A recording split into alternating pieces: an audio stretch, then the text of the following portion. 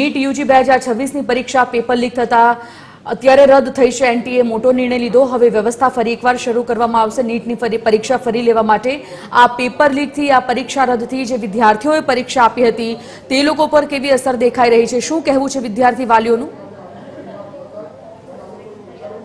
તો આજ સૌથી મોટો સવાલ છે। એનટીએ આની સમગ્ર મામલાની તપાસ સીબીઆઈને તો સોંપી દીધી છે, પરંતુ એ વિદ્યાર્થીઓના ભવિષ્યનું શું, જે વિદ્યાર્થીઓએ મહેનત કરી હતી તેમનું શું? આ મારી પાછળના તમામ ચહેરા જુઓ। આ એ ચહેરા છે કે જેમને થોડા દિવસ પહેલા 3જી મે નીટની એક્ઝામ આપી હતી અને તેની પાછળ એક દિવસની મહેનત નથી। છેલ્લા 2 વર્ષથી આ તમામ ચહેરાઓ, આ તમામ વિદ્યાર્થીઓ મહેનત કરી રહ્યા હતા। આ વિદ્યાર્થીઓ માત્ર નહીં, તેમના જે વાલીઓ છે, તેમના જે ટીચર્સ છે, તેઓ પણ આની પાછળ મહેનત કરી રહ્યા હતા કે વિદ્યાર્થીઓ પાસ થાય, તેમનું ઉજ્જવળ ભવિષ્ય બનાવે। પરંતુ હવે નીટની એક્ઝામ કેન્સલ થઈ ગઈ છે ત્યારે તેમની લાગણી પણ જાણી લઈશું, વિદ્યાર્થીઓને પૂછીશું કેટલી મહેનત કરી હતી અને હવે આ જે નિર્ણય આવ્યો છે, પરીક્ષા જે પરિણામ છે, નીટની એક્ઝામ છે એ રદ કરવાનો નિર્ણય થયો છે, તેને લઈને આપનું શું માનવું છે? જી, અમે ધોરણ 11 અર્થાત 2 વર્ષથી અમારી જ નહીં પરંતુ અમારા શાળાના દરેક શિક્ષકોની મહેનત રહી હતી અને આની અંદર અમે આ નીટમાં સારા સ્કોર કરી શકે તેમ હતા અને અમારો સારો સ્કોર આવી શકે તેવી રીતે તેવું જ હતું। પરંતુ અમારા જેવા ઘણા મહેનતી વિદ્યાર્થીઓ સાથે આ એક અન્યાયની વસ્તુ થઈ રહી છે।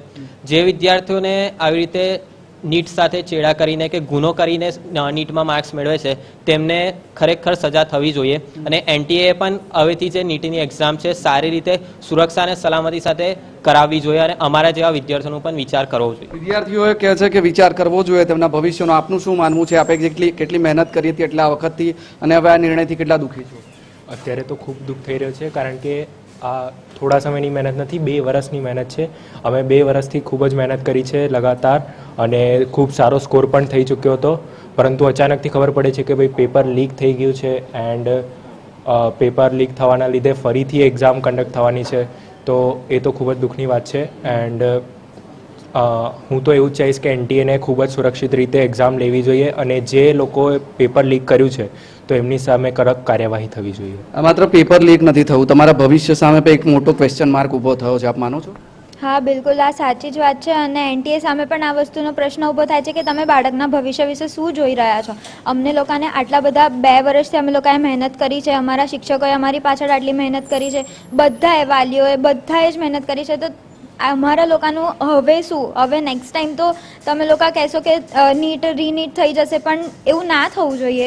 એ નથી, મતલબ પહેલા પણ આવું થયું? હા, પહેલા પણ આવી રીતે થયું છે, તો આવું ના જ થવું જોઈએ અને આની પાછળ કડક કાર્યવાહી થવી જ જોઈએ અને જે લોકો ગુનાપાત્ર છે એ લોકોને પણ કડક સજા થવી જ જોઈએ। 3જી તારીખે જ પરીક્ષા આપી હતી ને હમણાં, કેવું પેપર ગયું હતું? એની પાછળ તૈયારી કેટલી લાગી હતી? 3જી તારીખે પરીક્ષા આપી હતી અને આ વખતે 2025 કરતાં ખૂબ સરળ પેપર હતું। અમને એવું હતું કે આ વખતે બહુ સારી રીતે જશે અને પછી આવું જ્યારે પાછળથી જાણવા મળ્યું, કેમ કે 2 વર્ષથી અમે મહેનત કરતા આવ્યા હોઈએ અને આટલી કડક સિક્યોરિટી હોવા છતાં પણ આવું થાય તો અમને બહુ દુઃખ થાય અને આવું ના થવું જોઈએ। અમને એવું છે કે જે જગ્યાએ થયું છે એ જગ્યાએ તમે રીનીટ લો, એવા સેન્ટર પર જાઓ, પણ અમારા બધાની ભૂલ નથી। જ્યાં ભૂલ છે ત્યાં તમે તમારી મતે ઇન્વેસ્ટિગેટ કરો અને શું થયું છે એનું કરો, પણ બાકી બધા છોકરાઓ જેની કોઈ ભૂલ નથી, જે આટલી મહેનત કરતો આવ્યો છે, એના સાથે આવું ના થવું જોઈએ।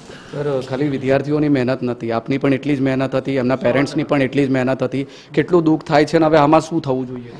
અરે, આ 3 વર્ષથી આ લોકો મહેનત કરતા હતા। એવું વિચારો કે 10માની જ્યારે રિઝલ્ટ આવ્યું એના પછી જ આ લોકો મંડી પડ્યા હતા અને આ 2.5 વર્ષની મહેનત કરેલી છે, રાત દિવસ જાગીને મહેનત કરી છે, જ્યારે આવું સાંભળવા મળે તો બહુ જ દુઃખની વાત છે।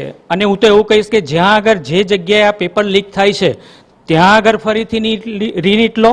બધાને એની અંદર શું કામ દોષી? 5-6% લીધે 95% શા માટે ભોગ લો છો? હું અત્યારે જે કહી રહ્યો છું, જ્યાં છે એ લોકોને દોષિત કરીને ફાંસી માચડે ચડાવી દેવા જોઈએ, કારણ કે આ તો આખા દેશનો સવાલ છે। નાનામાં નાના વ્યક્તિને આપણે છોડતા નથી, તો આ તો વિદ્યાર્થીઓ છે, દેશનું ભવિષ્ય છે, તો એ કેમ ના? અને પાછા મેડિકલમાં જવાના છે, તો આ બહુ જ ખરાબમાં ખરાબ કહેવાય। આના ઉપર તો ક્વિક એક્શન લેવા જ જોઈએ। મોટી કાર્યવાહી થવી જોઈએ, કડક કાર્યવાહી થવી જોઈએ તેવી માંગ છે। શિક્ષણવિદ મયુરભાઈ પણ આપની સાથે છે। મયુરભાઈ, 23 લાખ વિદ્યાર્થીઓના ભવિષ્યનો સવાલ છે। નીટની એક્ઝામ આ પહેલા પણ આ પ્રકારનું થયું છે, કેન્સલ થઈ ચૂકી છે, કયા પ્રકારની સિસ્ટમ છે અને હવે તેમાં શું સુધારો જરૂરી છે? હું ટીવી 13ના માધ્યમથી જણાવવા માગું છું કે પરીક્ષા આપવા જ્યારે બાળકો જાય છે તો આટલું જ ચેકિંગ થાય છે કે કેટલી સિક્યોરિટીથી ચેકિંગ થાય છે, બરાબર? તો શું પેપર લીક થાય છે તેનું ચેકિંગ કેમ નથી થતું? યુપીએસસી જીપીએસસીના પેપર શું લીક થાય છે? તો કેમ સિસ્ટમ આમાં ફેલ ગઈ?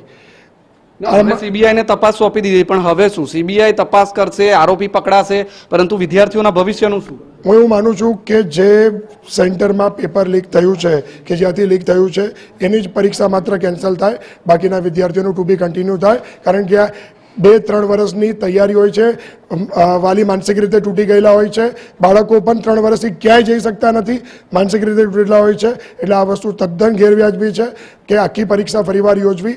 અને બીજું કે સેકન્ડ થિંગ કે હવે ફરી પાછું શું 2-3 વર્ષની મહેનત શું બાળકો 1 મહિના કે 2 મહિનામાં તૈયાર કરવાના? તમે વિચારો કે કેટલી માનસિકતા માનસ પટલ પર અસર થાય છે બાળકોના. હજુ આ નાના બાળકો છે, મોટા નથી થયા. અને બીજી મુદ્દો કે એક ફૂલ પ્રૂફ સિસ્ટમ એવી લાવવી જરૂરી છે કે જ્યાં તમે આવું ફરીવાર ન થાય. ફરી વખત આ પ્રકારની ભૂલ ન થવી જોઈએ તેવું વિદ્યાર્થીઓ અને વાલીઓ માની રહ્યા છે. કારણ કે આ માત્ર નીટ એક્ઝામ કેન્સલ થવાનું એકમાત્ર નિર્ણય નથી, પરંતુ 23 લાખ દેશના જે વિદ્યાર્થીઓ છે જેમને નીટની એક્ઝામ હમણાં થોડા દિવસ પહેલા 3જી તારીખે આપી છે, તેમના ભવિષ્ય સામે પણ એક મોટો પ્રશ્નાર્થ ઊભો થઈ ગયો છે. તેવામાં વિદ્યાર્થીઓ ડિપ્રેશનમાં છે, જે વાલીઓ છે તે ગુસ્સામાં છે, જે કોચિંગ આપ્યું છે, જે શિક્ષકો છે વિદ્યાર્થીઓને તૈયાર કર્યા છે તેઓ પણ ખૂબ દુઃખી છે. તેમની માંગ છે કે કડકમાં કડક સજા દોષિતોને થવી જોઈએ. ધન્યવાદ જાણકારી બદલ.